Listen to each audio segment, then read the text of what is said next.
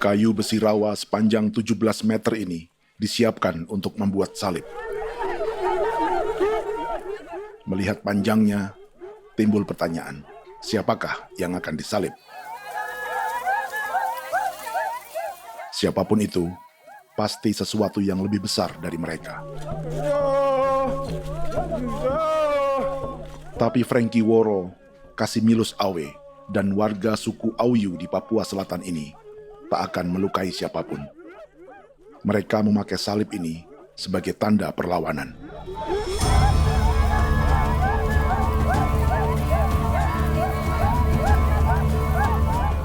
Yang mereka lawan memang lebih besar, yaitu pemerintah Republik Indonesia. Pemerintah sedang mengincar 2,5 juta hektar hutan orang Papua untuk proyek tanaman industri pangan dan energi.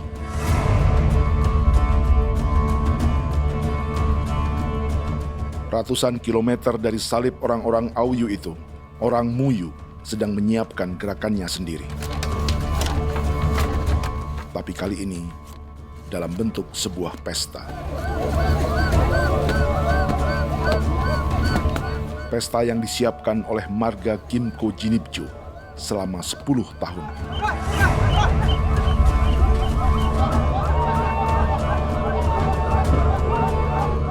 Sosok di marga ini adalah Willem Kimco, orang asli Papua yang tak punya kartu identitas kewarganegaraan manapun.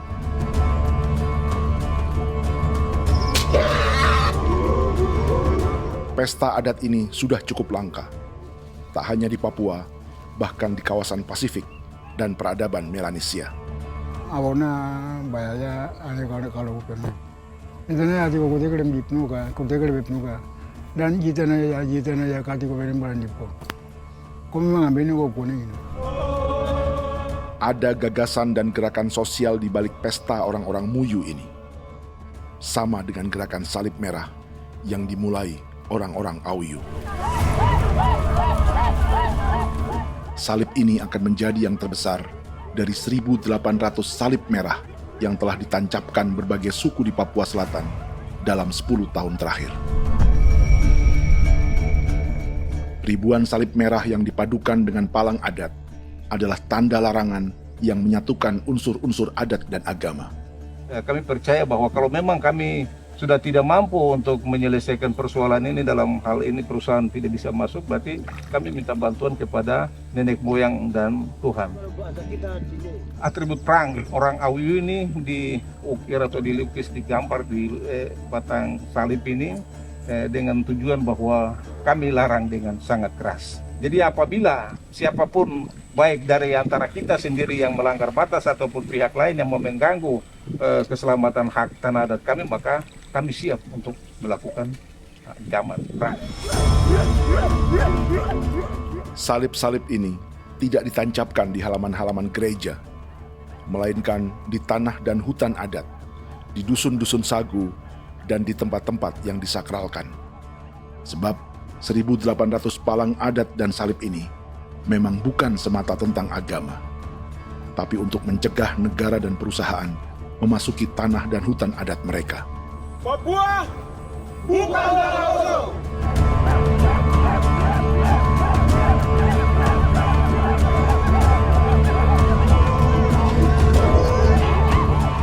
Di zaman TikTok ini, kami ingin menceritakan semua ini lewat film yang pendek.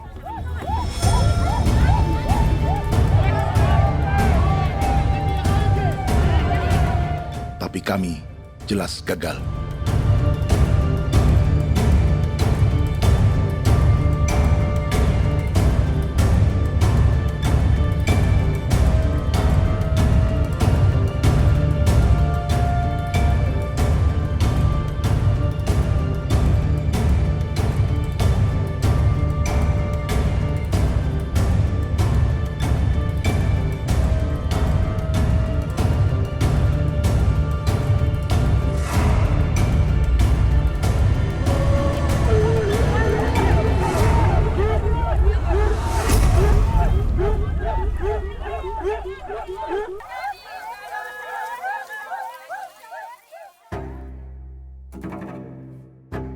Di planet ini, ada 5 pemilik hutan hujan tropis terluas yang tersisa. Kongo di Afrika, Brazil, Peru, Bolivia, dan Indonesia.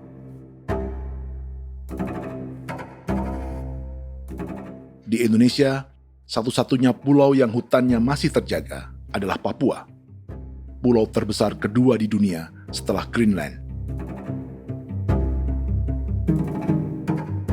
Lewat sejarah kolonialisme yang panjang, pulau ini kini dikuasai 2 negara. Bagian barat oleh Indonesia yang juga dikenal sebagai West Papua, dan bagian timur menjadi Papua Nugini. Dan tepat di perbatasan ini, di bagian Indonesia, sedang terjadi proyek pemusnahan hutan terbesar di dunia.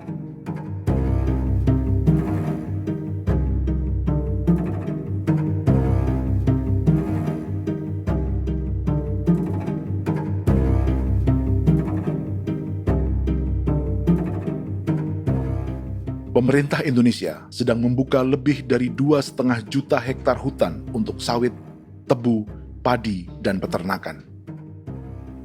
Ini disebut proyek strategis nasional untuk lumbung pangan dan energi yang jadi ambisi 3 presiden. Bagian terbesar direncanakan untuk mencetak sawah seluas 1,3 juta hektar. Lalu bagian lain akan ditanami tebu seluas 560.000 hektar untuk gula dan bioetanol. Setiap liter bensin di Indonesia akan dicampur bioetanol 10% atau E10. Ada 10 perusahaan di proyek ini, dan semuanya dimiliki oleh 1 keluarga saja. Berikutnya, ada areal sawit seluas 400.000 hektar untuk biodiesel. Targetnya mencampur 50% solar dengan minyak sawit atau B50. Dan terakhir, pemerintah akan membuka peternakan seluas 380.000 hektar.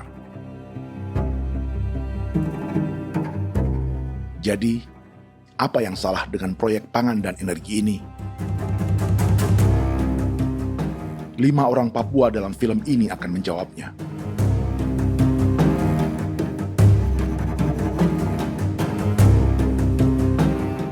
Yang pertama adalah Yasinta Moiwen dari suku Marin.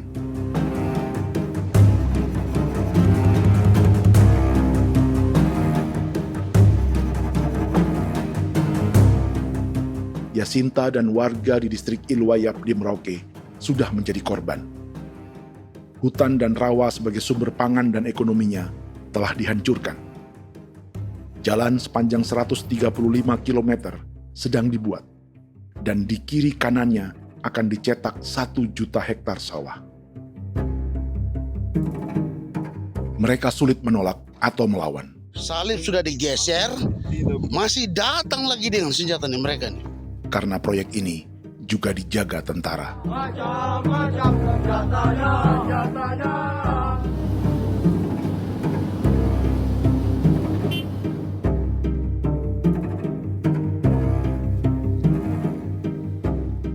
Yang kedua adalah Natalis Buer di distrik Tanah Miring, Merauke. Petani milenial ini merasa ditelantarkan. Sebab setelah hutannya diubah menjadi sawah, sebagian sawah-sawah ini tak tergarap. Orang asli Papua seperti Natalis tak punya modal untuk benih, pupuk, perawatan, hingga ongkos panen.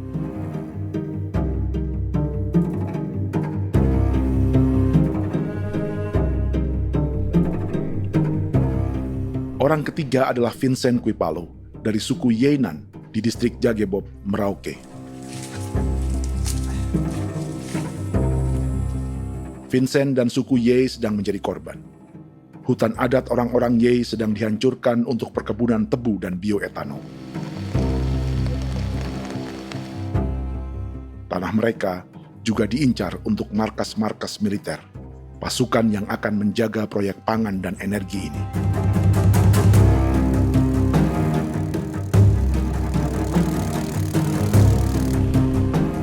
Yang keempat adalah Frankie Woro dari suku Auyu di distrik Fofi, Kabupaten Bovendigul.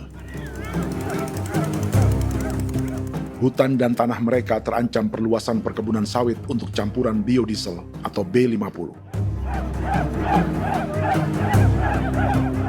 Orang-orang dari suku Auyu ini adalah calon korban. Merekalah salah satu pelopor gerakan Palang Adat dan Salib Merah. Meski kadang berseberangan dengan gereja yang mereka anggap lebih mendukung pemerintah dan perusahaan. Mereka bahkan sedang merencanakan gerakan yang lebih besar, dengan salib yang lebih besar. Tanah milik Somu Sobisiba itu bahwa tanah ini diciptakan oleh Tuhan dan memberikan warisan kepada kami. Kami ini hanya hak jaga.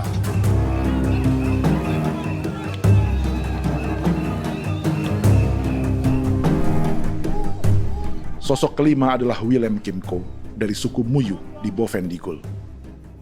Tokoh adat dari Muyu ini hidup di garis belakang proyek negara, sehingga belum menjadi korban.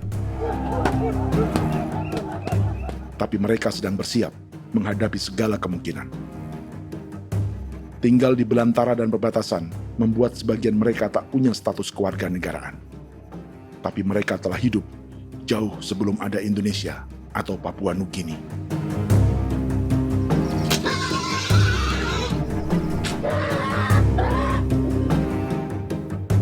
Kelimanya mewakili jutaan orang asli Papua yang sedang terancam eksistensinya. Jika kita merasa kepunahan peradaban Neanderthal di Eropa, Aztec dan Inca di Amerika, atau aborigin di Australia adalah sejarah masa lalu, film ini menceritakan bagaimana pemusnahan sebuah bangsa dan kepunahan sebuah peradaban sedang terjadi di masa hidup kita.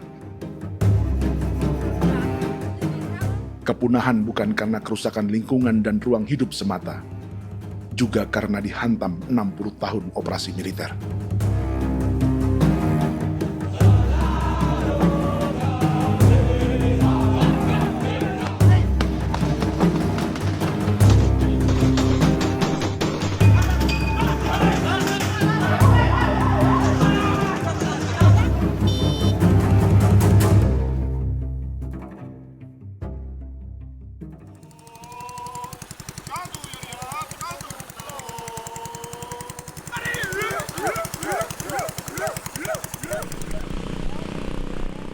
Frankie Woro dan orang-orang Auyu sedang berburu. Tapi lokasi perburuan mereka mulai dikuasai perusahaan perkebunan sawit.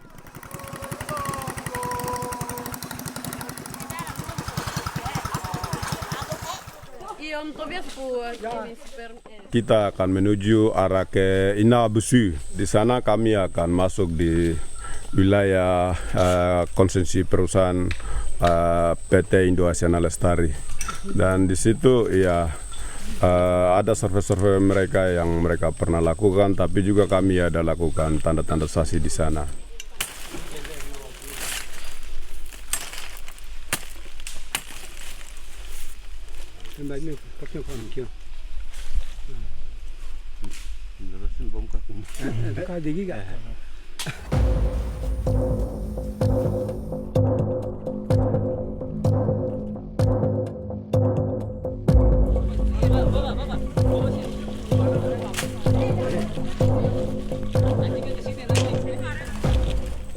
Dapat dengan yang induknya, tapi karena induknya dia lari dan terlambat kerja, akhirnya yang bisa kita dapat dia punya anak ini saja. Kalau pakai bahan kayak asli.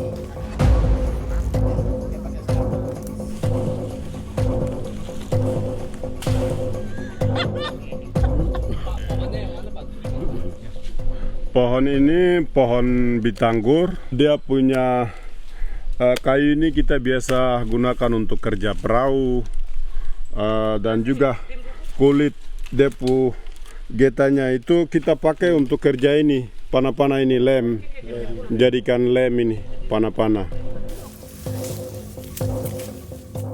Hutan ini adalah supermarket bagi suku Auyu. Juga lumbung pangan atau bank untuk menyimpan deposito kekayaan alam. Hutan juga tempat yang penuh dengan sejarah suku, situs budaya, dan tempat-tempat sakral. Inilah yang sedang mereka pertahankan dari incaran pemerintah dan perusahaan. Untuk semua alasan ini, mereka menancapkan ribuan salib merah.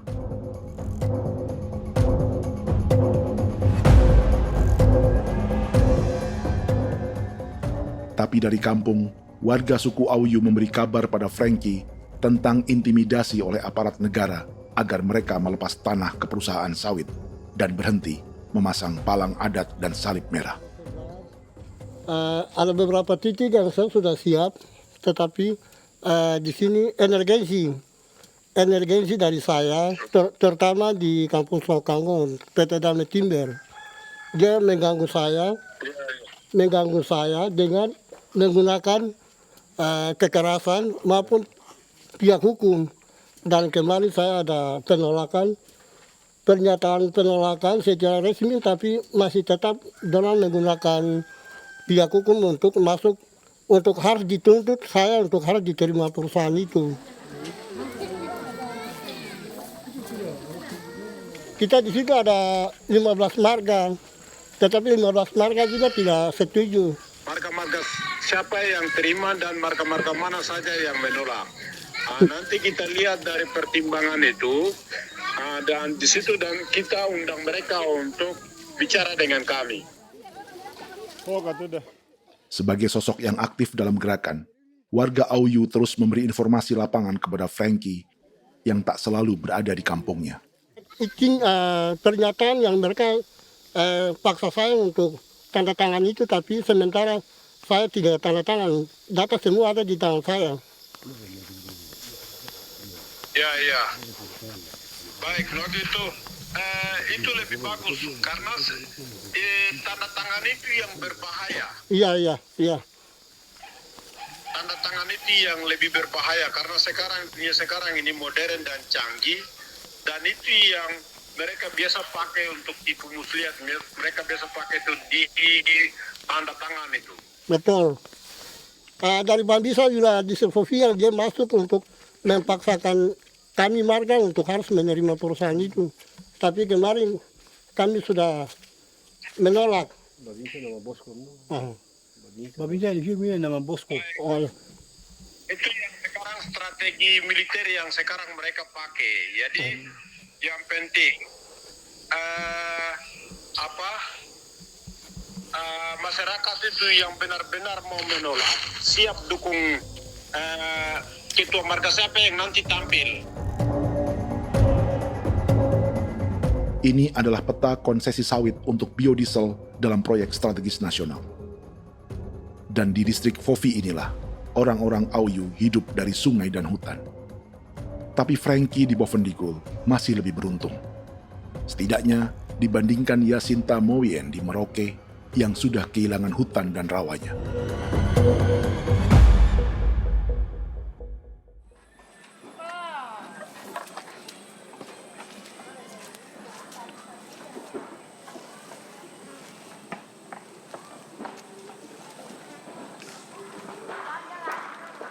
Yasinta dari suku Marin adalah petani sayur di Kampung Wanam, distrik Ilwayap, Merauke. Memanfaatkan lahan yang ada, ia berkebun dan menjual hasilnya ke pasar kampung. Ini ekonomi warga di Wanam untuk menghasilkan uang, lalu memberi barang kebutuhan yang tak bisa mereka produksi sendiri. Tapi kehidupan sebenarnya ditopang oleh ekosistem hutan dan rawa. Inilah sumber pangan utama dan peradaban mereka.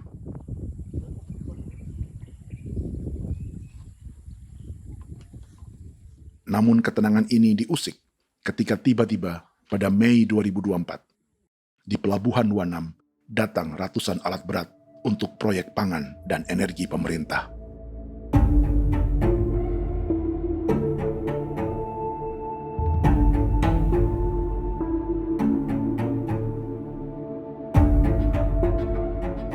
Kami masyarakat setempat kami tidak tahu. Kami kaget pagi-pagi kapal sudah ada di pelabuhan kami.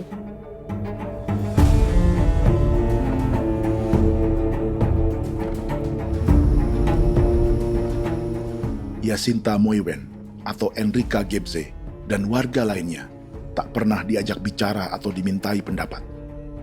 Seakan-akan Papua adalah tanah kosong.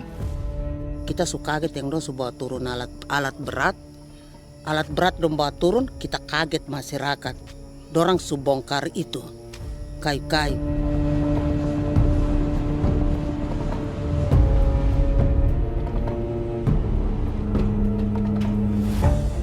Bersamaan dengan alat-alat berat itu, juga berdatangan tentara Indonesia untuk mengawal proyek pembukaan hutan milik Jacinta.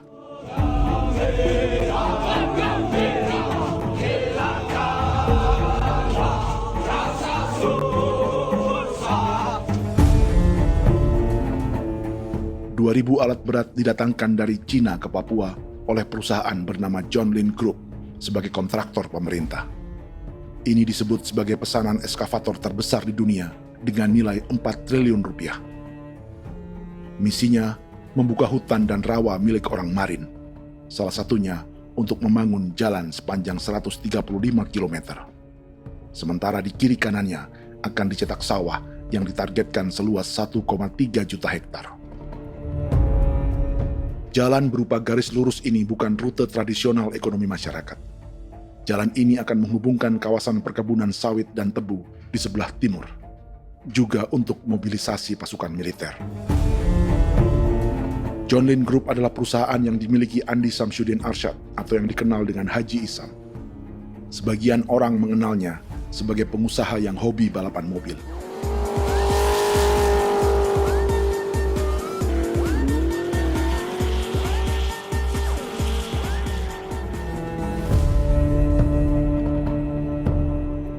Tapi di Kalimantan, ia berbisnis batu bara, perkebunan sawit, pengolahan karet, penerbangan, perkapalan, dan biodiesel. John Lin Group kini juga menjadi pemilik perkebunan tebu dan pabrik gula terbesar di Indonesia. Sayapnya melebar dari Kalimantan hingga ke Bombana, Sulawesi Tenggara. Perkebunan tebu, pabrik gula, dan industri bioetanol inilah yang juga sedang dikembangkan di Papua.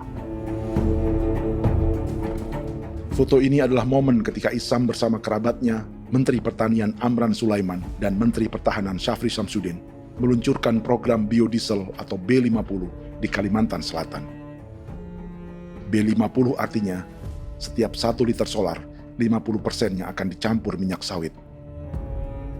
Perusahaannya, PT John Lin Agroraya, menjadi salah satu pemainnya.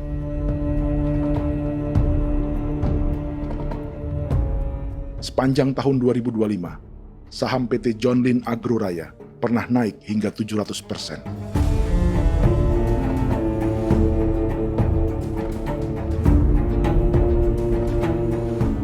Perusahaan sawitnya yang lain, PT Pradiksi Gunatama, sahamnya bahkan pernah naik 4.000% hanya dalam 1 tahun. Dari harga saham ini saja, nilai kekayaan keluarga Isam diperkirakan mencapai 100 triliun rupiah lebih, menjadikannya salah satu keluarga terkaya di Indonesia dan salah satu pemain penting industri bioenergi. Dan di Papua Selatan inilah sebagian sawit-sawit untuk mendukung program B50 akan ditanam. Inilah tanah orang-orang Wambon, Muyu, Marin, Yei, atau Auyu seperti Frankie Ward.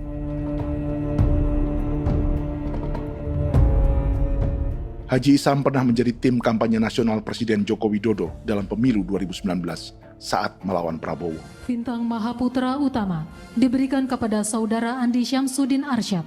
Beliau berjasa luar biasa dalam mendorong pertumbuhan ekonomi daerah maupun nasional. Setelah menjadi presiden, Prabowo memberi gelar kehormatan Bintang Mahaputra Utama pada Isam.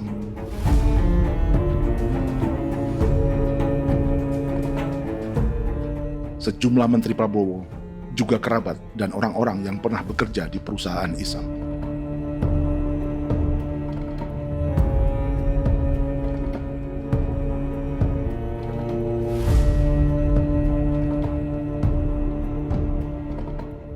Lawan sebesar inilah yang sedang dihadapi Jacinta di kampung Wanam, Merauke.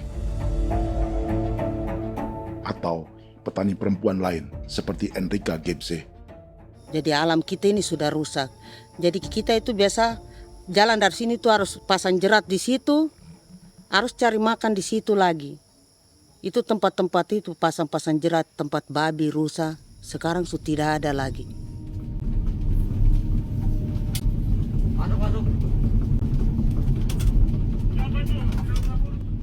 Rekaman ini memberi gambaran bagaimana Kasuari kehilangan rumah di bekas hutan dan rawa yang telah dibabat.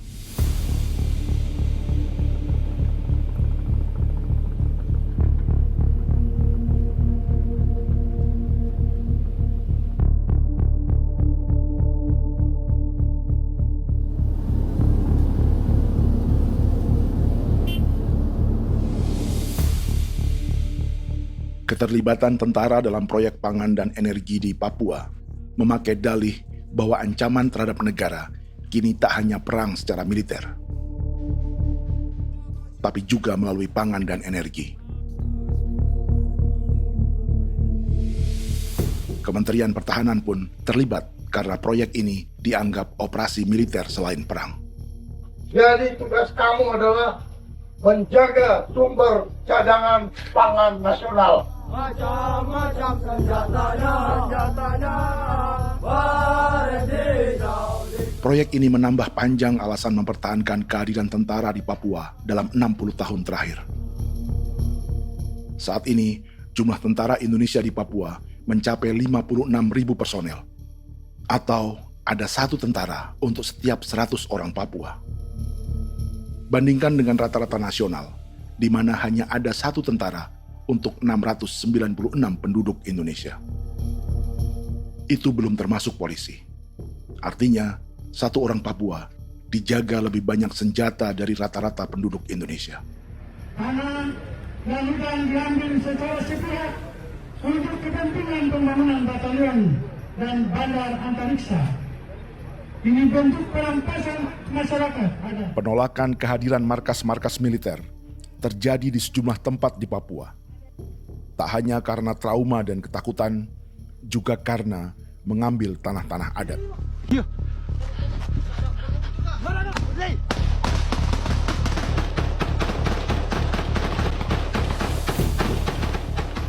Salah satu alasan mengapa militer terus ditambah di Papua, karena masih ada perlawanan dari Organisasi Papua Merdeka atau OPM selama 50 tahun terakhir.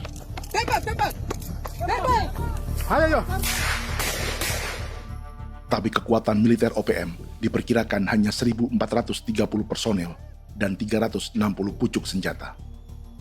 Selebihnya, mereka menggunakan senjata tradisional.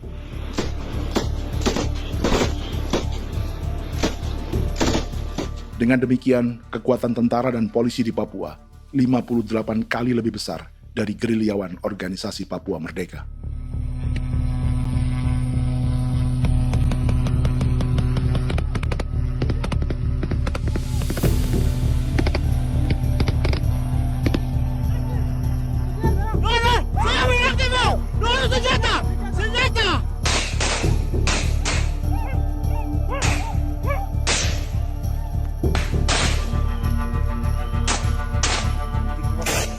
Sebagian tentara berada di garis depan pertempuran, tapi sebagian besar lainnya terlibat operasi non-tempur menjaga proyek pemerintah dan investor swasta. Seperti Batalion Infanteri Teritorial Pembangunan di distrik Jagebob, Merauke ini. Lokasinya bersebelahan dengan konsesi lahan tebu untuk gula dan bioetanol milik PT Murni Nusantara Mandiri. Baik perusahaan maupun markas militer, keduanya mengambil hutan milik suku Ye dari marga Kuipalo. Tapi orang datang tanam ini saja di sini, tanam papa nama ini. Victor Kuipalo menunjukkan apa yang terjadi. Jadi kita juga kaget ini. Nah, kalau ini papa nama ini memang ini papa nama ditanam tapi bukan haknya mereka yang ini. Ini hak kami di sini, hak dusun kami, marga Kuipalo yang punya hak dusun ini. Setelah memasang patok, alat berat mulai bekerja untuk membangun markas militer di tanah orang Ye.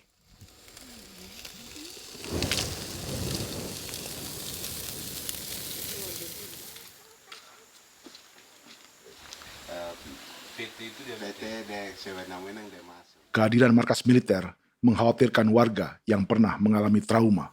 Takut kenapa? Kalau macam yang awal macam sekarang bu kampung hidup ini kan aman. Terus kenapa harus didirikan korem di sini? Bukankah dengan adanya Korem semakin aman ada tentara di sini? Kalau untuk kampung kayaknya tidak bisa aman kalau ada tentara, paling masyarakat dipukul itu ini. Kalau kampung hidup begini malah saya sejahtera dan saya punya masyarakat. Apa pernah ada pengalaman buruk sebelumnya dengan tentara di daerah sini? Ada yang cerita waktu pos-pos di sini tuh di 13, 12 itu zaman katanya Patimura. Memang kasihan. Malah kita punya orang ini yang dianiaya betul, dipukul. Disuruh kerja bakti tidak mau, atau lama mencari, namanya kita pangkur sagu itu butuh waktu 1 minggu. Kalau lama begitu ya paling diseret apa pukul itu. Operasi militer Indonesia di Papua dimulai tahun 1962 lewat Operasi Trikora. Tapi perlawanan bersenjata pertama di Papua baru dilakukan tahun 1965 di Manokwari. Nanti tanggal 1 Mei jam 12.30 pemerintahan di Irian Barat mutlak akan jatuh di tangan.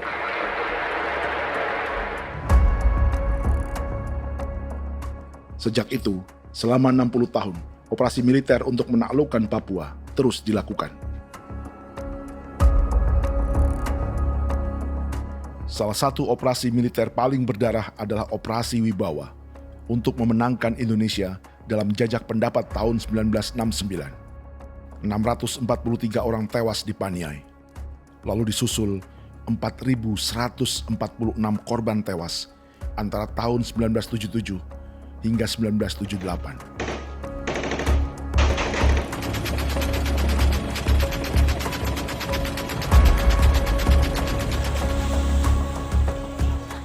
Operasi militer ini menimbulkan gelombang pengungsian hingga kini. Dewan Gereja Papua mencatat 103.000 orang menjadi pengungsi pada tahun 2025 dan nyaris tak diberitakan media-media Jakarta.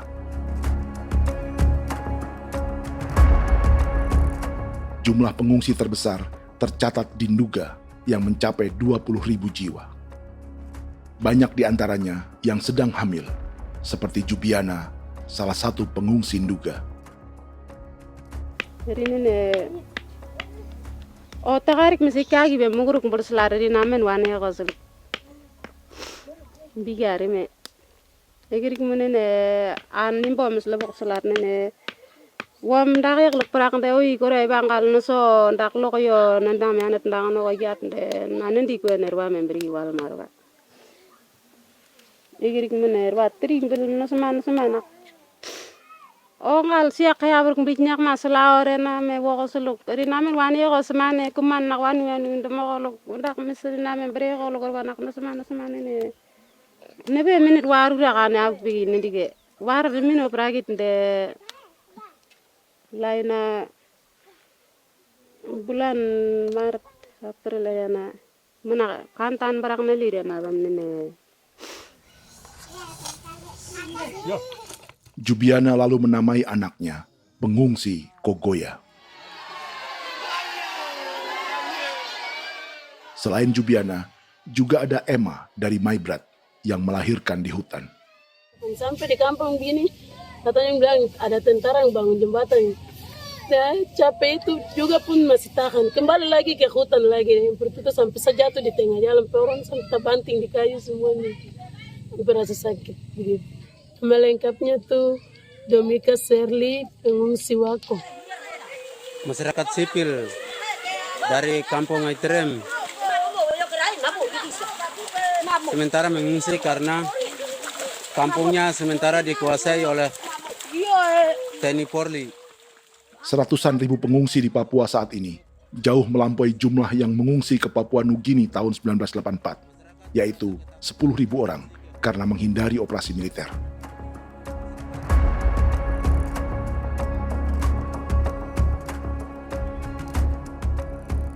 Bersamaan dengan operasi militer, eksploitasi sumber daya alam Papua juga dilakukan sejak masuknya tambang emas dan tembaga Freeport pada tahun 1967.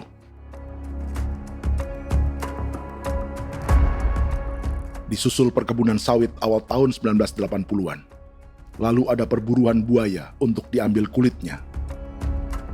Sebelumnya, ada eksploitasi gas alam di Teluk Bintuni, pencarian besar-besaran kayu gaharu, atau pembukaan hutan tanaman industri.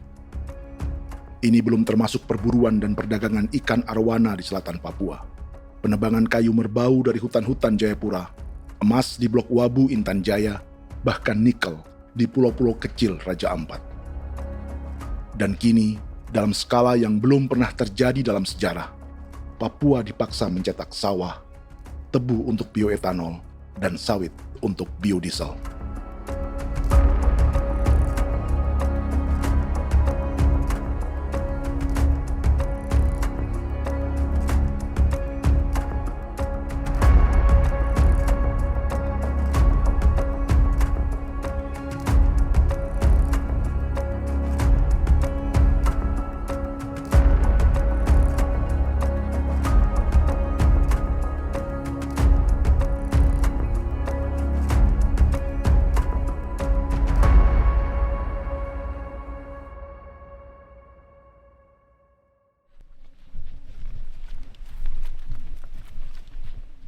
Inilah yang sedang menimpa keluarga Vincent dan Victor Kuipalo di Merauke. Hutan mereka diambil untuk markas militer dan industri perkebunan, PT Murni Nusantara Mandiri. 1 dari 10 perusahaan yang diberi konsesi untuk menanam tebu dan memproduksi gula serta bioetanol seluas 52.000 hektar.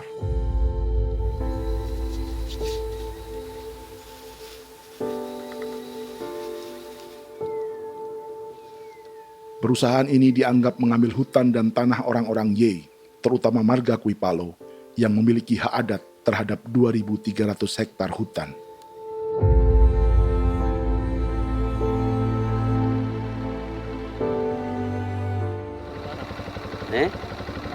Tentara? Tentara. Oh iya, tentara.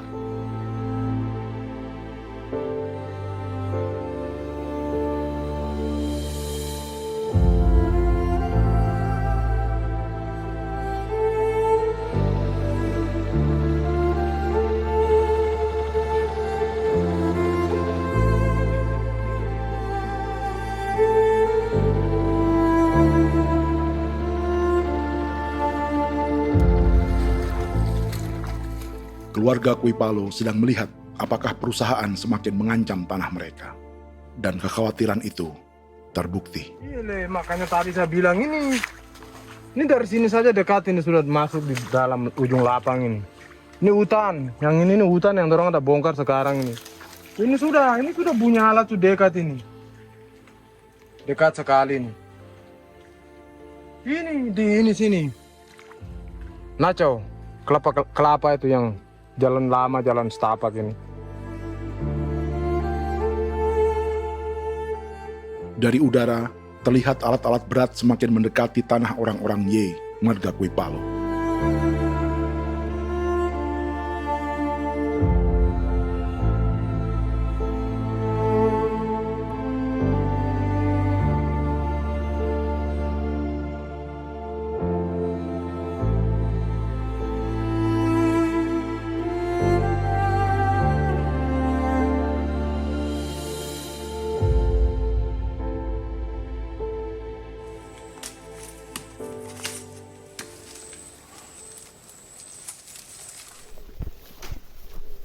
Keesokan harinya, Victor dan kerabatnya memberi tanda cat merah di pohon-pohon yang berada di batas tanah mereka.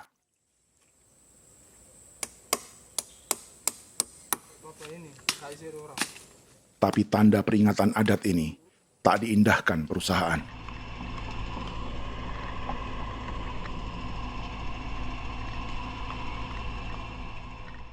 Dua bulan kemudian, perusahaan tetap memasuki tanah marga Kuipalo.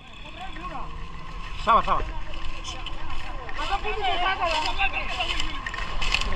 Kami manusia, kau lihat. Tapi tidak sudah sakit hati sekali saya katakan tadi. Sudah masuk. Baik, kalau pikiran berubah lagi. Kami juga punya tangan, hanya beda rambut.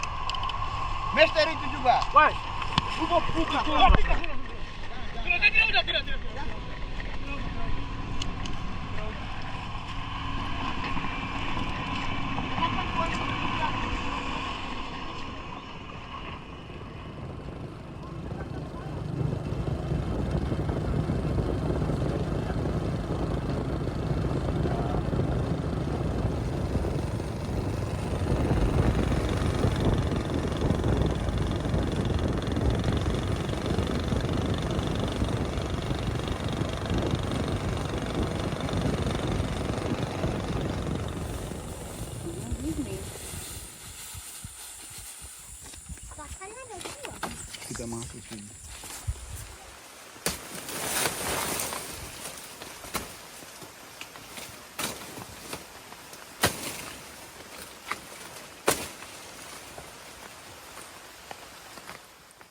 Jadi ya untuk itu seperti saya katakan tadi, apakah lebih baik kita tidak usah ada kah atau bagaimana, kita pisahkan, pisahkah dari negara ini kah? Jangankan tuh, saya kemarin bicara sama Daniel, datang sama saya dengan persoalan Kodam ini, saya bilang Pak Daniel kalau lebih baik saya ngungsi ke Papua Nugini. Dia bilang, aduh Bapak jangan begitu. Ya memang, kalau tidak bisa menghargai kami, lebih baik pilihan yang itu yang saya memilih. Lebih baik saya pindah dari sini. Saya mengungsi ke Papua Nugini, di negara tetangga. Masih di laut. Apa? Ada ini.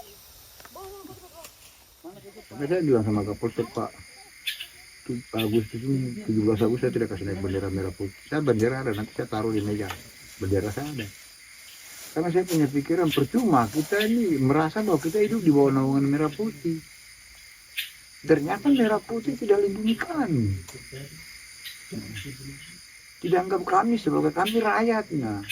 Dia lambang negara. Dan kami menghargai lambang negara itu. Ternyata lambang negara ini, kita bernaung di bawah lambang negara ini, kita tidak dilindungi. Hak kita tidak dihargai.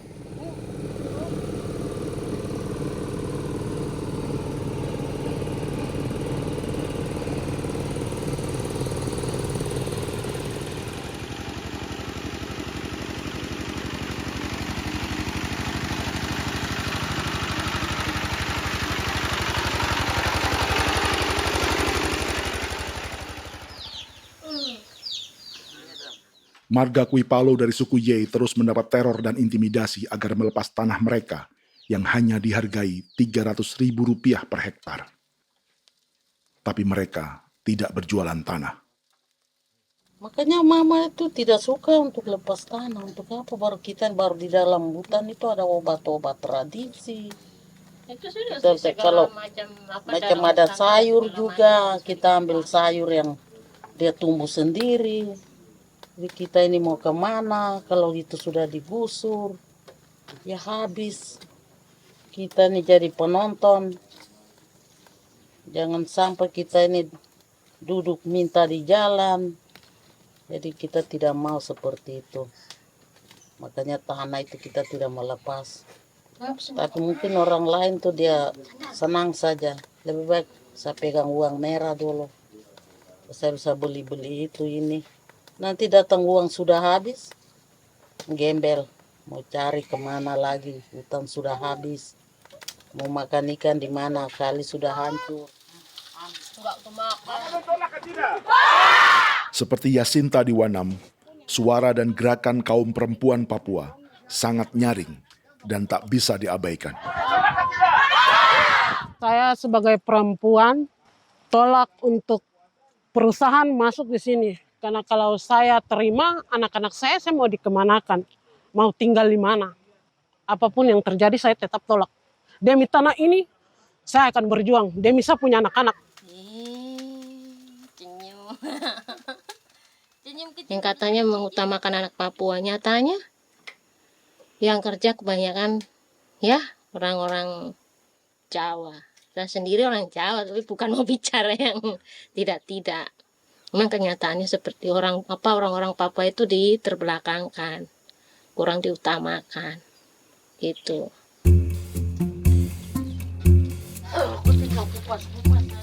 Proyek food estate seperti mencetak sawah, bukannya tak diikuti warga Papua.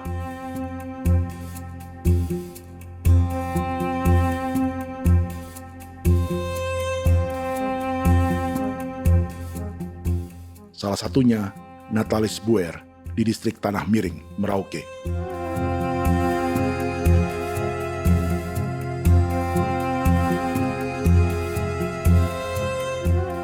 Setelah menghabisi hutan, pemerintah Indonesia mencetak sawah untuk tanaman padi karena beras mulai menjadi makanan pokok menggantikan sagu.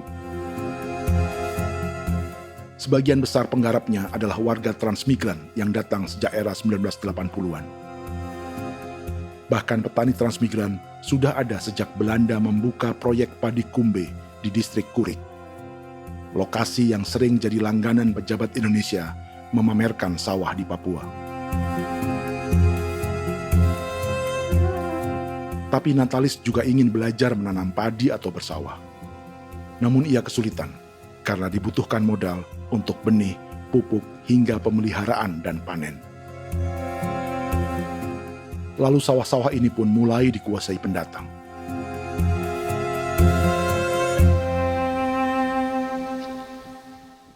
Tapi sejauh ini di kampung kami ini yang saya lihat memang ada kelompok kami punya di sini yang sudah tergabung dalam Gapoktan, kemudian masuk dalam optimalisasi lahan. Tapi baru saya anak asli yang punya lahan di sini. Mereka tidak punya. Pemerintah dalam hal ini adalah Kementerian Pertanian bersama-sama Kementerian Pertahanan yang dalam hal ini pada garis di bawahnya adalah TNI Angkatan Darat, memberikan support yang maksimal kepada masyarakat khususnya di Merauke dalam rangka. Saya kemarin habis 9 juta. 9 juta ya? Iya, 9 juta karena dia sudah tidak dipakai toh. Ya. Perempuan Papua seperti Filomina juga mau bertani. Pemerintah memberi bantuan Rp900.000 per hektar lewat program optimalisasi lahan atau OPLAH. Tapi dibanding biaya produksi dan harga jual gabah, Filomina mengaku berkali-kali rugi dan kini memutuskan tak lagi menggarap sawahnya. Terus kita harus cari uang untuk kombe. Betul. Karung kita beli. Karung beri sendiri lagi. Tenda kita beli. Ini dari yang offline ini don tidak siapkan. Tidak ada. Tidak ada ya, jadi mama don sendiri. Itu yang saya ada bilang, 900.000. Itu modal untuk kerja sawah ini. Mulai dari kerja sampai nanti panen. Panen. Wih, ngeri sekali. Iya, lucu toh? Tidak dapat itu. Betul, Mam.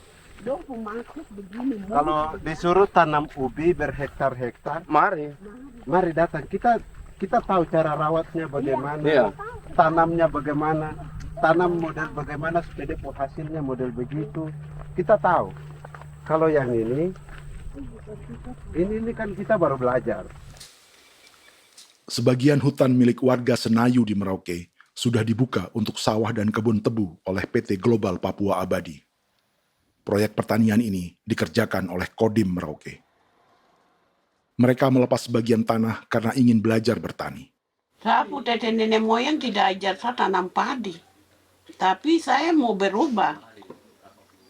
Generasi saya yang berikut ini besok lusa tidak bisa makan pisang, sagu. Namun program optimalisasi lahan yang dijanjikan dengan berbagai bantuan tak dirasakan Filomina. Obat rumput beli, obat padi beli, jonder kita bayar, bahkan bibit masih kurang, cari bibit lagi beli. Jadi saya memang kalau program pemerintah saya sama sekali saya tidak suka, baku tipu saya.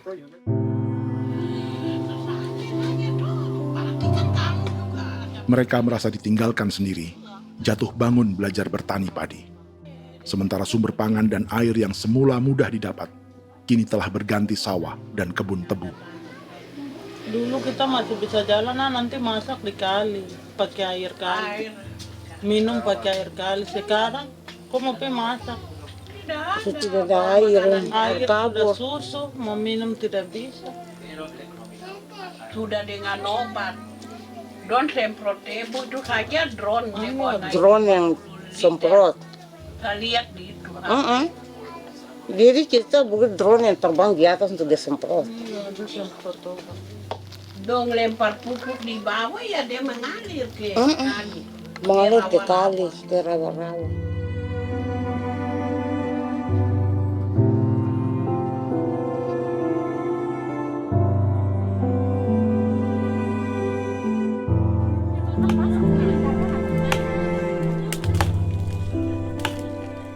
Seperti pertanian sawah bagi orang Bali atau Toraja, Bagi orang Auyu dan suku-suku lainnya di Papua Selatan, sagu juga bukan semata tentang pangan.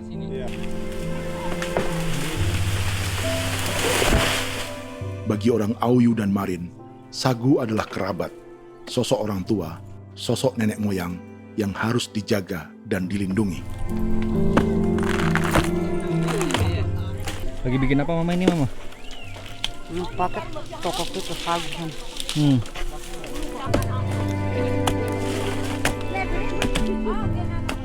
Kami diingatkan oleh leluhur, sagu itu tidak boleh digusur dan tidak boleh diganggu dengan cara apapun, dan di dalam rangka kepentingan apapun tidak boleh. Kamu harus bela, bahkan sampai nyawa pun harus menjadi taruhan demi membela keselamatan pergerakan sagu di atas tanah ini.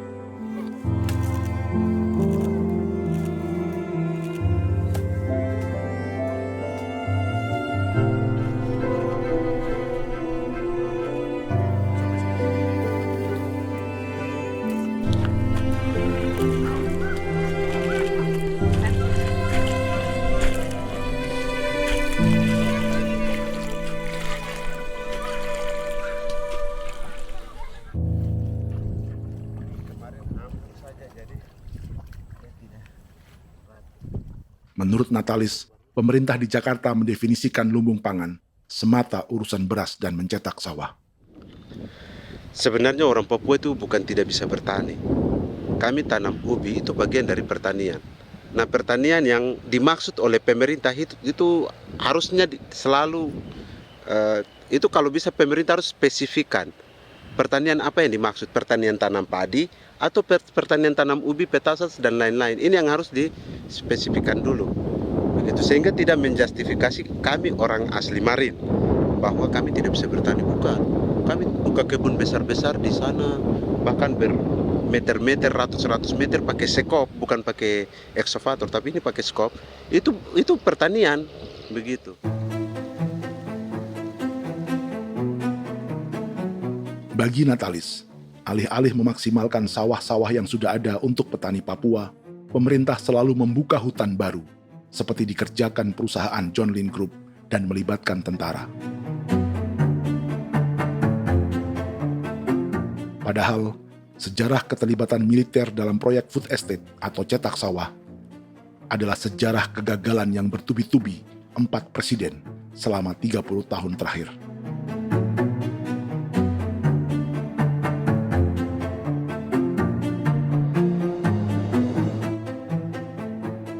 Papua bukan yang pertama menjadi proyek lumbung pangan yang melibatkan tentara. Kalimantan telah menjadi korban 30 tahun sebelumnya.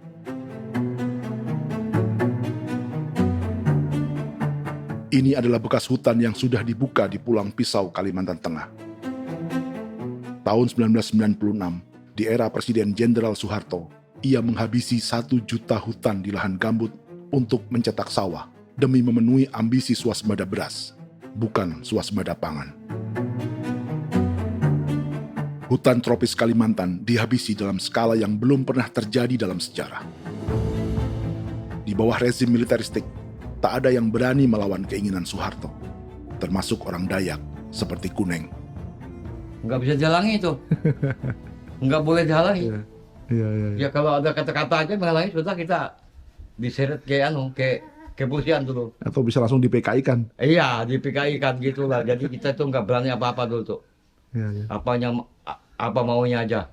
Misal bilangnya A.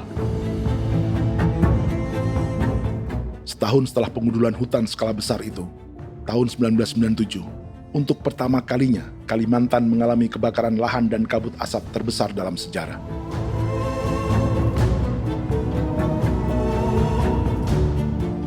Sebagai ilustrasi, ini kondisi kabut asap tahun 2015.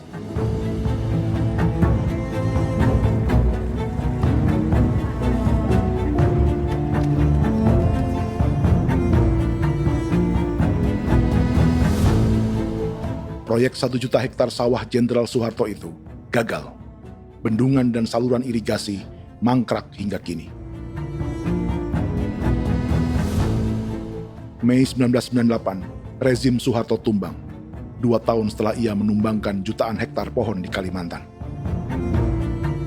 Setiap tahun, lokasi ini menyumbang kebakaran dan kabut asap yang merugikan jutaan orang. Sawah yang berhasil di Kalimantan justru bukan sawah yang dibangun Jenderal Soeharto, melainkan yang dirintis para transmigran sejak era 1980-an.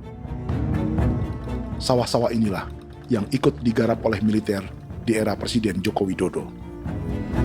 Dan hasil dari proyek food estate Presiden Jokowi itu sama sekali jong nih, nggak ada harapan lagi sudah seperti ini. Tapi Jokowi terus memperluas area food estate hingga 16.000 hektar. Presiden Jokowi juga menyerahkan urusan lumbung pangan ini kepada Prabowo yang saat itu menjadi Menteri Pertahanan. Salah satunya di Kabupaten Gunung Mas, Kalimantan Tengah, untuk membuka perkebunan singkong seluas 31.000 hektar. Food estate singkong Jenderal Prabowo ini dimulai dengan membuka 600 hektar hutan di Tawai Baru. Proyek singkong untuk bioetanol ini pun dijaga tentara. Dan seperti Jenderal Soeharto, proyek Jenderal Prabowo ini pun gagal.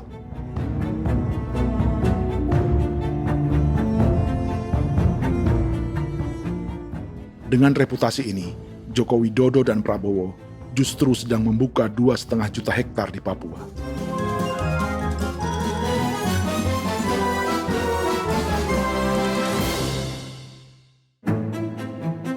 Setelah Jenderal Soeharto, Presiden Jenderal Susilo Bambang Yudhoyono juga mencoba membuka food estate di Papua sejak tahun 2010.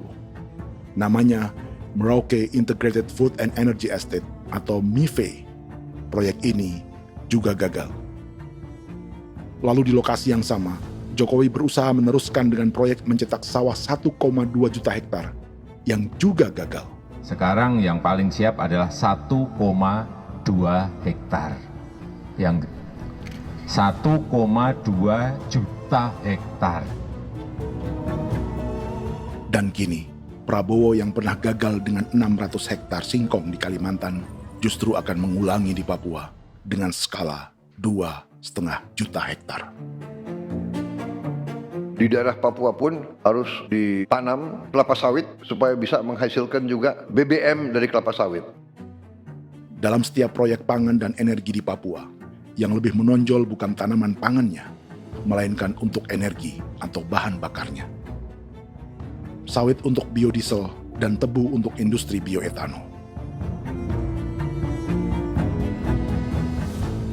Ada 10 perusahaan yang diberi konsesi hingga 0,5 juta hektar untuk tebu, dan 10 perusahaan itu dimiliki oleh 1 keluarga saja.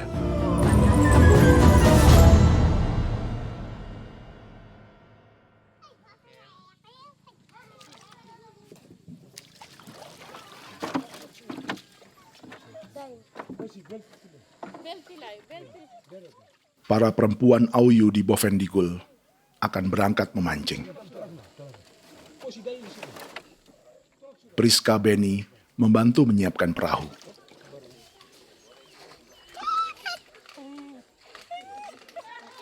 Mereka akan mengumpulkan bahan pangan di hutan untuk persiapan acara penancapan salib merah berikutnya.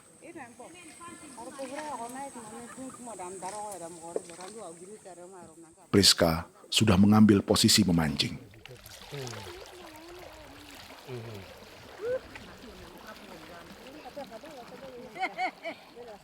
.800 salib merah telah dipasang di wilayah adat berbagai suku di Papua Selatan untuk menghalau perusahaan sawit dan tebu.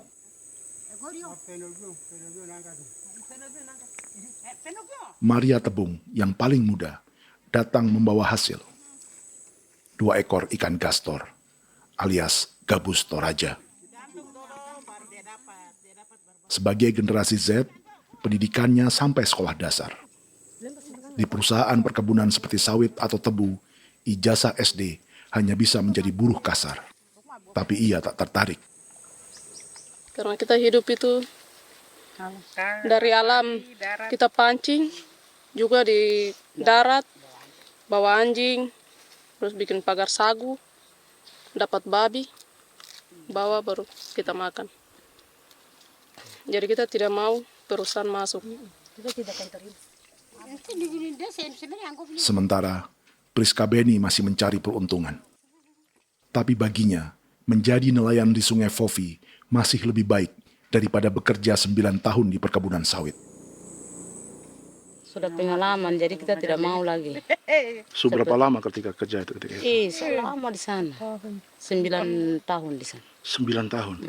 Saya baru pulang dari perusahaan. Selama 9 tahun kerja di sawit, bisa punya rumah kah? Atau Tidak. motor kah? Tidak. Johnson kah? Tidak. Cuma makan saja. Pendapatan juga kan tidak lebih. Habis dimakan.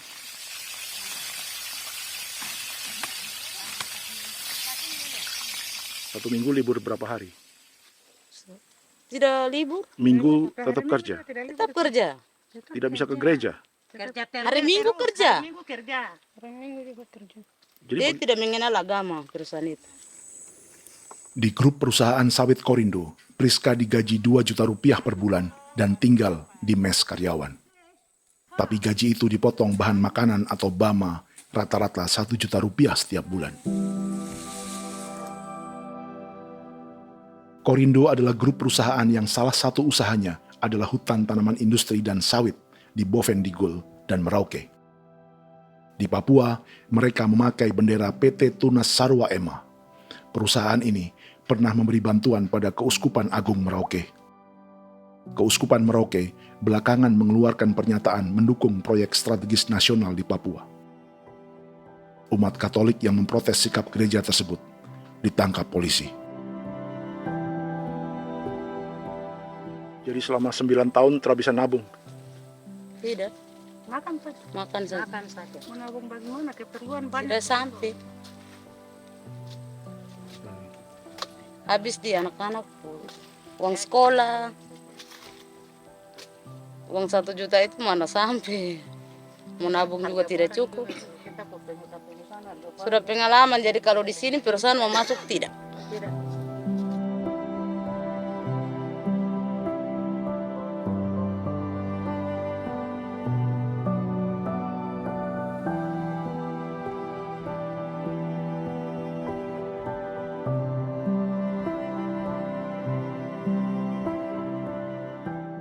Dan menu makan siang seperti ini agaknya sulit bagi buruh sawit atau tebu yang digaji 2 juta rupiah per bulan. Generasi Z seperti Maria Tebung atau generasi milenial seperti Priska Beni punya matematika ekonominya sendiri. Sawit untuk biodiesel atau tebu untuk bioetanol tak akan ada bedanya bagi mereka.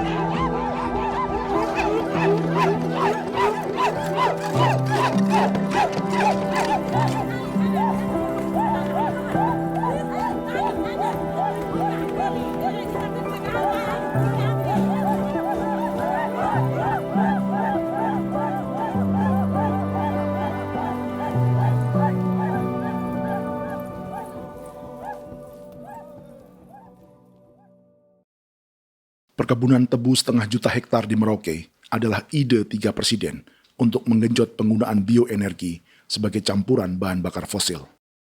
Selain swasembada pangan, swasembada energi di daerah Papua pun harus ditanam kelapa sawit supaya bisa menghasilkan juga BBM dari kelapa sawit. Juga tebu menghasilkan etanol. Singkong, kasava juga untuk menghasilkan etanol. Bioetanol adalah bahan bakar nabati atau tumbuhan yang dapat dicampur dengan bensin. Sama dengan program biodiesel yang mencampur solar dengan minyak sawit. Pertamina saat ini sudah menjual BBM bioetanol dengan campuran 5% yang dipasarkan dengan merek Pertamax Green 95. Tapi pemerintah ingin menaikkan kadarnya menjadi 10% atau E10. Maka ke depan kita akan mendorong untuk ada E10. Kemarin malam sudah kami rapat dengan Bapak Presiden. Bapak Presiden sudah menyetujui untuk direncanakan mandatori 10% etanol. Idenya untuk mengurangi ketergantungan pada bahan bakar fosil yang diimpor dan menimbulkan polusi.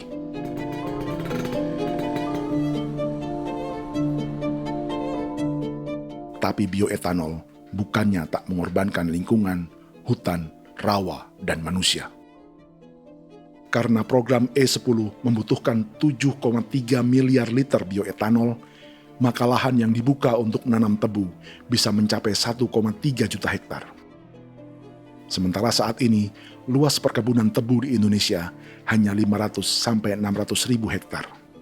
Artinya, butuh lahan baru hingga 800 ribu hektar untuk menanam tebu. Dan 500 ribu hektar diantaranya sedang dibuka di Papua. Hutan yang tadinya untuk menumbuhkan pangan berubah jadi tanaman untuk bahan bakar di jalanan. Kecepatan pulihnya hutan beradu dengan jumlah dan kecepatan kendaraan di jalanan.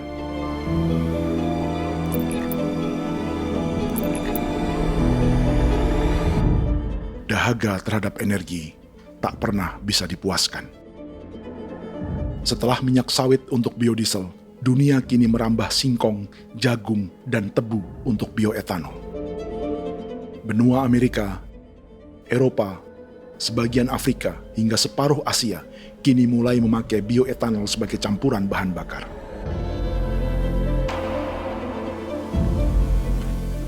Selain perebutan lahan, masa depan dunia juga dibayangi semakin mahalnya harga pangan karena persaingan antara perut manusia dengan tangki kendaraan.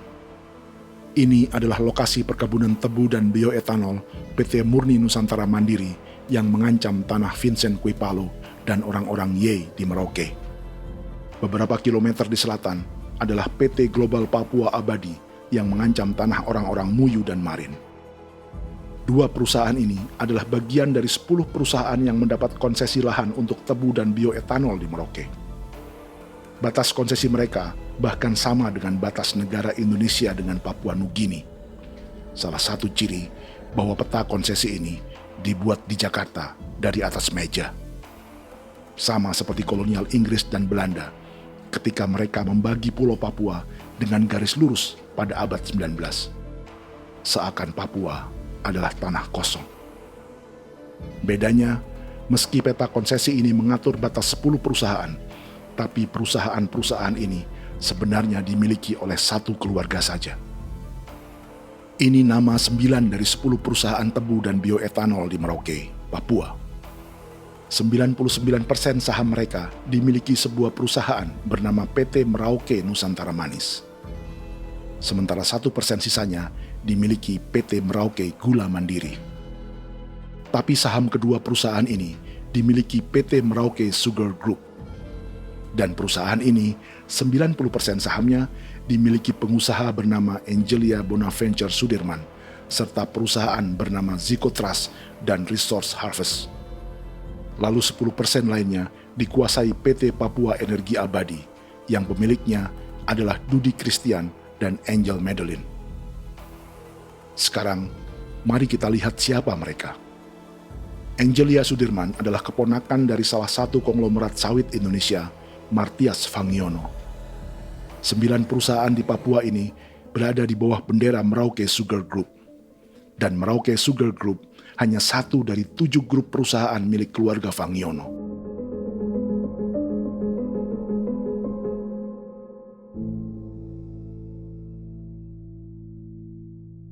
Ini Martias Fangiono. Seperti Haji Isam, Martias selama ini dikenal sebagai pengusaha sawit yang kini merambah bisnis tebu dan bioetanol. Ini momen saat penanaman perdana tebu di Merauke bersama Presiden Joko Widodo Juli 2024. Di sini juga ada anak Martias Fangiono, yaitu Wirastuti Fangiono. Wirastuti adalah salah satu yang menonjol dari keluarga Fangiono. Tahun 2025, Forbes mencatatnya sebagai konglomerat termuda dengan kekayaan 23 triliun rupiah yang mengendalikan 2 grup usaha, FAP Agri dan Surya Dumai Industri. Keduanya adalah perusahaan sawit dan biodiesel.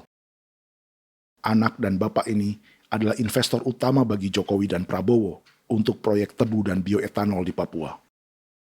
Sementara yang ini adalah mertua Sitorus, pemilik raksasa agribisnis dunia, Wilmar International, yang juga memegang konsesi sawit di Papua lewat berbagai perusahaan. Tapi mertua kini memakai bendera baru, yaitu KPN Corporation atau Karunia Prima Nastari. KPN inilah yang memiliki kelindan bisnis dengan keluarga Fangiono untuk proyek tebu Merauke. Apalagi grup Wilmar yang didirikannya juga pemain gula utama di Australia. Tahun 2010, Wilmar membeli 100% saham perusahaan gula terbesar Australia, Sucrogin.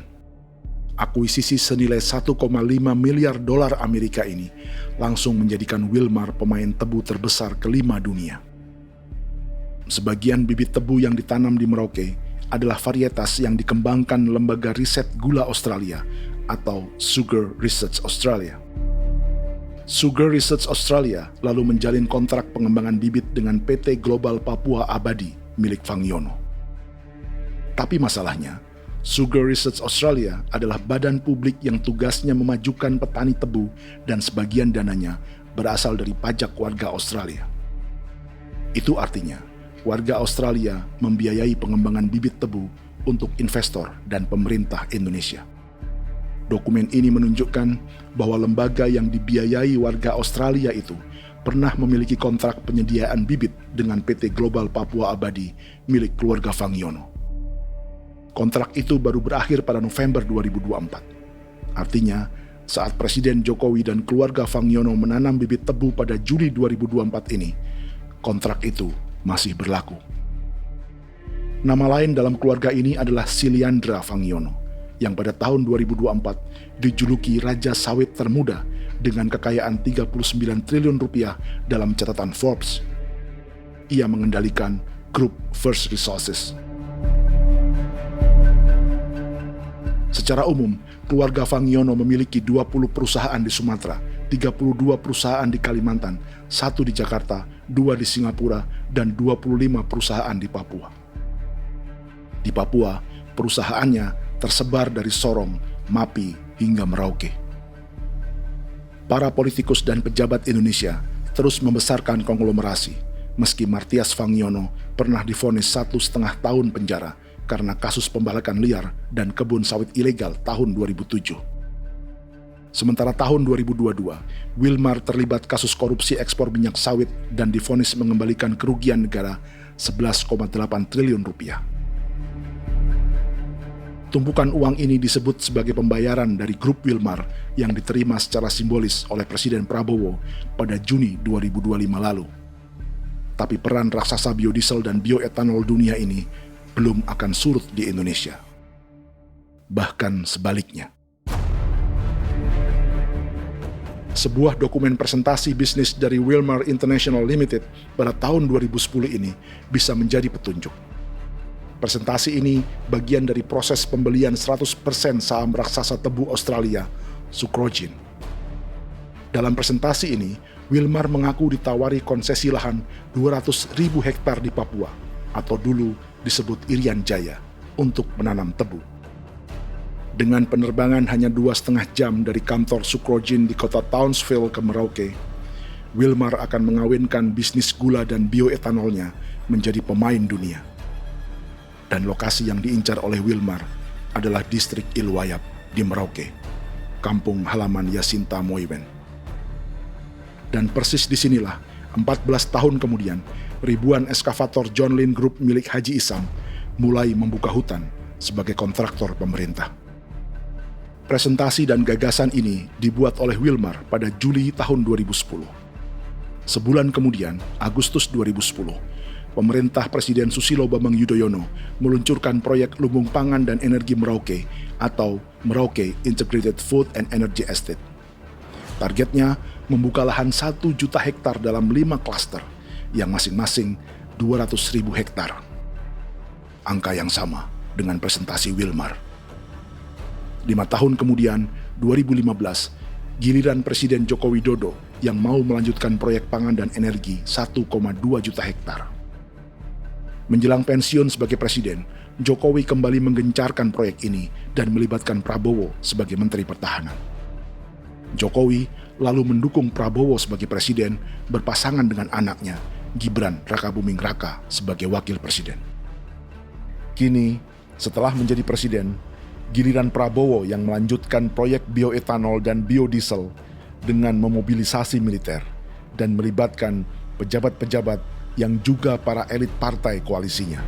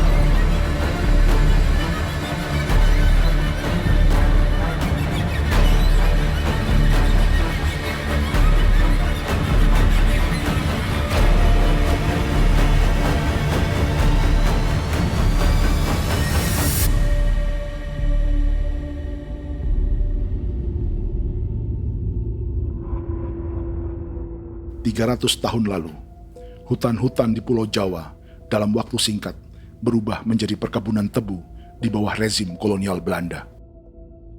Orang Jawa menjadi buruh dan petaninya dipaksa menanam tebu. Dari kolonialisme dan politik tanam paksa itu, Belanda memperkaya negara dan para investornya. Tak puas membuka hutan untuk perkebunan di Jawa dan Sumatera, kolonial Belanda menanam tebu hingga di Suriname dan mengerahkan ribuan orang Jawa sebagai buruh pada tahun 1890. Inggris yang sudah menguasai negara seluas India dan Papua Nugini pun masih menanam tebu jauh di tengah Samudra Pasifik, di tanah orang-orang Fiji. Lalu memindahkan puluhan ribu orang India menjadi buruh di sana. 200 tahun sebelumnya, ratusan ribu orang Afrika bahkan diperbudak untuk bekerja di perkebunan-perkebunan tebu Spanyol dari selatan Eropa hingga Karibia, Kuba, atau Jamaika. Jika dulu tebu menjadi gula atau emas putih, kini cerita kolonialisme tebu berlanjut di Papua untuk bahan bakar nabati atau bioetanol. Dan seperti semua cerita tentang kolonialisme, akan ada yang berpesta dan ada yang membayar. Dalam setiap cerita pesta kolonialisme, baik di Jawa, Karibia, atau di Papua, selalu melibatkan para elit lokal, dari pejabat, perwira, hingga agamawan. Tapi dalam setiap kolonialisme, juga selalu ada cerita tentang mereka yang mempertahankan diri dan melawan.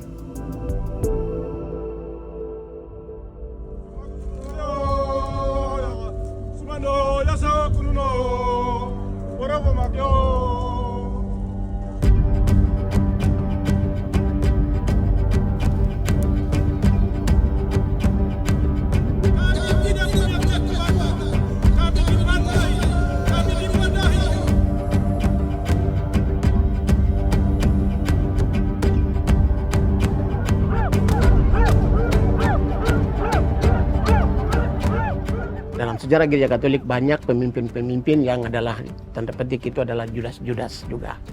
Jadi itu sudah pasti karena itu adalah manusia. Satu sisi sebagai manusia dalam perjalanan digoda, apalagi ada dalam posisi-posisi jabatan, ya mungkin banyak tawaran-tawaran lain, lalu disitulah terjadi pergeseran keberpihakannya kepada misi gereja tadi itu untuk umat, untuk mereka yang tertindas. Orang kirim ekskavator, orang kirim tentara, orang kirim polisi. Pukul kami bukan pencuri, kami tidak pernah mencuri orang barang. Kami tidak pernah menangis ke orang lain. Kami tidak pernah menangis ke kita bapak mama, kami menangis kepadamu. Tuhan, kami lemah. Musi datang negara ini hijau cikui ya. Orang datang ke bangsa kami, ke wilayah kami untuk kasih habis kami.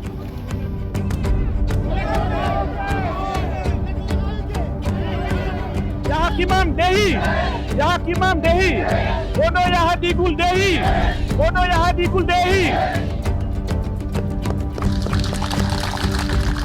Kita buat sasi seperti begini untuk menolak perusahaan apapun yang masuk di tanah kami. Kalau kita kasih, kita bikin rusak sekarang, kita punya generasi berikutnya mau dapat kemana. Jadi kita nyatakan sikap di sore hari ini, kami tolak.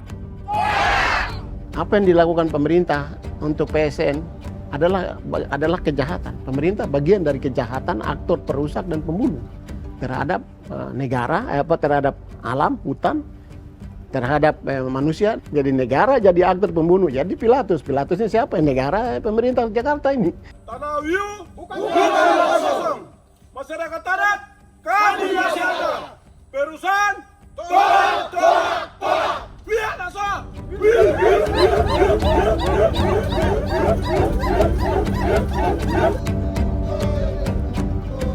Jika tanah adat dan hutan adat hilang, kami mau hidup di mana?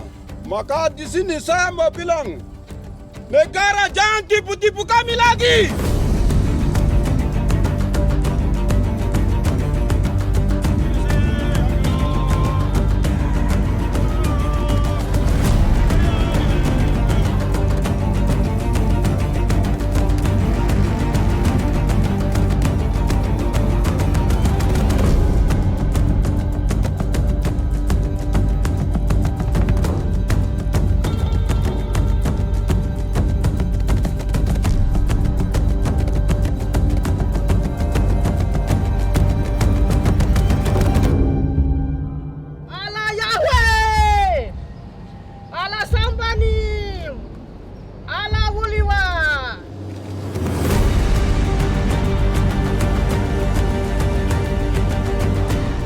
Kalau kami dianggap orang Papua itu bagian daripada Republik ini, tolong hargai kami.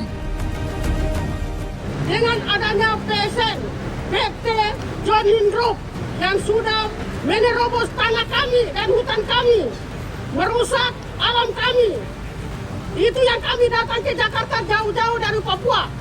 Kami mau bersuara kepada Bapak Presiden Prabowo Subianto, di mana keadilan untuk masyarakat Papua.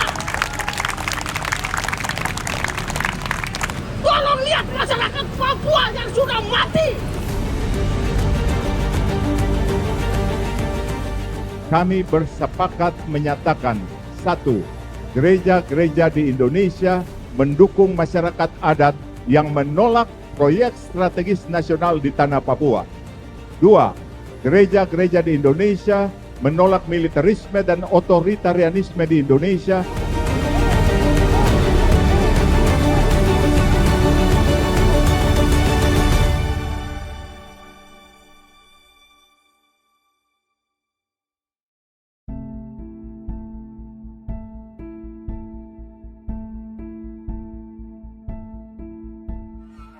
Kita sering merasa banyak hal buruk sudah jadi cerita sejarah. Dan kita sekarang hidup lebih baik, lebih beradab, atau mustahil melakukan kejahatan seperti di masa lalu. Kita tidak lagi menghukum mati orang dengan memenggal kepalanya. Kita menembaknya atau menyuntik racun agar tertidur dan mati. Tapi ada hal-hal yang tak berubah. Salah satu pembantaian yang kuat di ingatan kita adalah kejahatan Nazi atau genosida di Rwanda. Padahal pembantaian juga sedang terjadi di masa kita, seperti di Gaza, Palestina. Penghancuran sebuah peradaban seperti Indian di Amerika atau aborigin di Australia juga kita anggap masa lalu. Sekarang kita merasa lebih baik dan lebih toleran. Padahal proses penghancuran bahkan pemusnahan yang sama sedang terjadi terhadap bangsa Melanesia di Papua. Begitu juga dengan praktik kolonialisme. Kita merasa penjajahan seperti dilakukan Portugis, Inggris, atau Belanda sudah menjadi sejarah. Dan Indonesia tidak mungkin menjajah. Padahal itulah yang sedang terjadi dan dirasakan di Papua.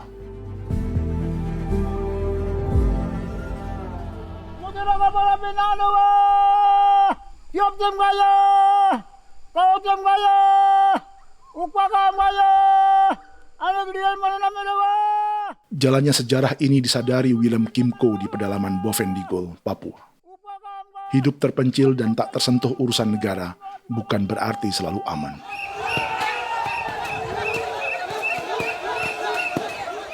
Untuk sampai di tempat ini, orang-orang Muyu menempuh 2 hari berjalan kaki mengarungi hutan, lembah, dan sungai. Termasuk mereka yang datang dari perbatasan Papua Nugini. Mereka berkumpul untuk memenuhi undangan pesta adat yang disebut Awon Atatbon atau Pesta Babi. Yang mengundang adalah marga Kimco Jinipjo. Yang dituakan di marga ini adalah Willem Kimco. Ia tak punya kartu tanda penduduk dan kewarganegaraan manapun, baik Indonesia atau Papua Nugini. Tahun 1984, 10.000 orang Papua, terutama suku Muyu, mengungsi ke Papua Nugini untuk menghindari operasi militer Indonesia, termasuk Willem Kimco.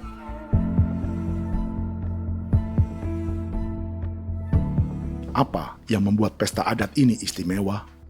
Apa bedanya dengan acara serupa yang dihadiri pejabat, tokoh agama, LSM, atau yang direkam oleh kru televisi dan konten kreator? 18. Pertama, untuk membuat pesta babi, orang Muyu perlu persiapan selama 10 tahun. Sebab, babi-babi yang akan jadi bagian dari pesta ini tak boleh dibeli, alias harus dipelihara sendiri. Babi-babi ini bukan bantuan pejabat pemerintah, gereja, atau LSM.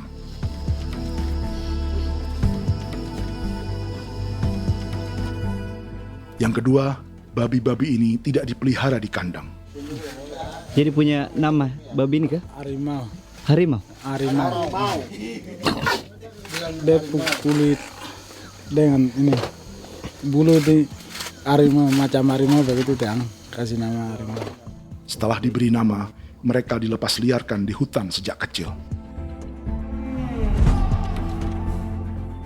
10 tahun kemudian, jika tiba saatnya pesta, para pemburu akan mencari mereka di dalam 479 hektar hutan milik marga Kimco.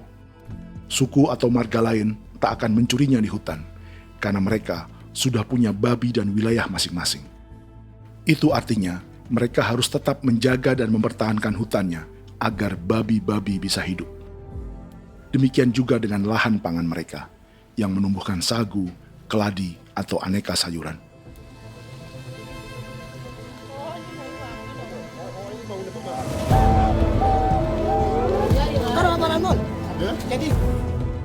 Yang ketiga, dalam Awon Atatbon atau pesta babi, binatang ini tidak dimakan secara gratis. Setiap marga atau klan dalam suku Muyu akan membayar jerih payah tuan rumah menjaga hutan dan memelihara babi.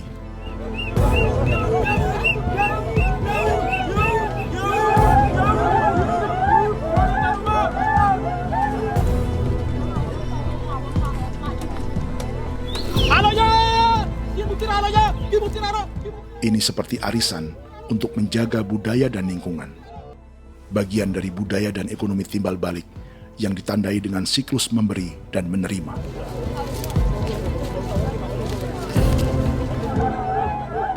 Ini juga cara orang Muyu membangun dan memperluas aliansi. Awon bet begul bet, ulan yau kando bet, atat bet anani, atat bet jenek ligan ani, oh ado amten anani, menini tu na jaga, kepo kemo ko di mana, kepo kemo mayat ni, kep tetek ko mayango, kep kanin bet bini ke iftore ben, ni ben ni tu na kadek me, oke, kepo nanti ku tahu kemo, kepo ke pasar ku tahu ni, kon kene man gini wani wani, koko kati bolon jabengo, koko kuning bolon jabengo. Jika Willem Kimco dan marganya bisa menjaga hutan dan wilayahnya, marga lain ikut diuntungkan sebagai sebuah ekosistem. Demikian juga sebaliknya. Alasan keempat, mengapa pesta babi ini memiliki tempat khusus dalam peradaban orang Muyu, karena Willem Kimco khawatir peradaban mereka akan punah, menyusul ancaman terhadap ekosistem dan hutan. Setiap marga atau klan harus mengkonsolidasi diri dan membangun aliansi.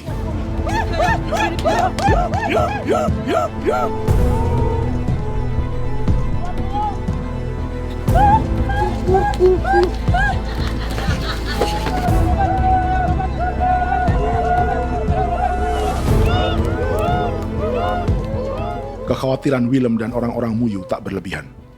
Ruang hidup mereka bersinggungan dengan proyek bioetanol dan biodiesel pemerintah Indonesia. Mereka juga tahu apa yang telah dan sedang menimpa suku lain seperti Auyu di Bovendikul atau Yainan dan Marin Anim di Merauke.